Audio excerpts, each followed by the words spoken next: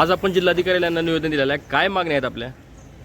आमचे पक्षाचे माननीय अध्यक्ष बॅरिस्टर असदुद्दीन वैसी साहेब आणि महाराष्ट्र प्रदेशचे प्रदेश अध्यक्ष इम्तियाज जलील साहेबांनी आम्हाला आदेश दिला की जिल्हाधिकाऱ्याला तुम्ही निवेदन द्या आणि जे महाराष्ट्रामध्ये जी घटना झालेली आहे विशालगडमध्ये, हे घटना खूपच म्हणजे बोलण्यासारखी घटनाच नाही, एवढी चुकीची घटना या लोकांनी केलेली आहे.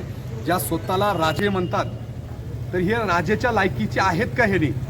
तर शिवाजी महाराजांनी ज्या महाराष्ट्रामध्ये आदर्श दिलेला आहे तो आदर्श यांनी पाळला का? आणि मस्जिदवर जाऊन मस्जिदवर हमला केला.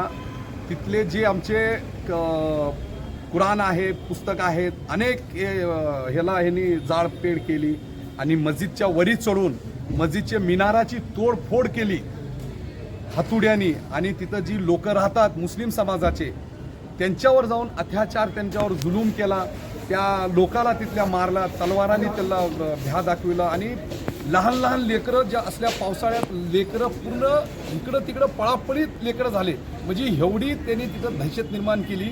आणि मी अजून एक सांगू इच्छितो की तुम्ही मुस्लिम समाजाला काय समजताय?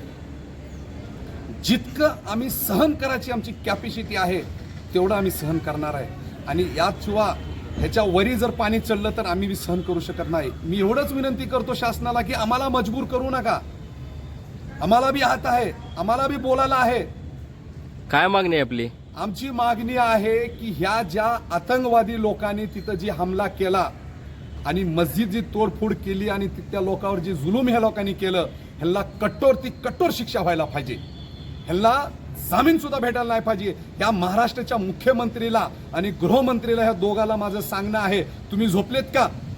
आणि आज पूर्ण समाजाला माझं एवढं सांगायचं आहे की जी आज मुस्लिम समाजाने भरून जी महाविकास आघाडीला मतदान दिलेलं आहे, त्या महाराष्ट्रामध्ये कुठे गेली महाविकास आघाडीचे लोक?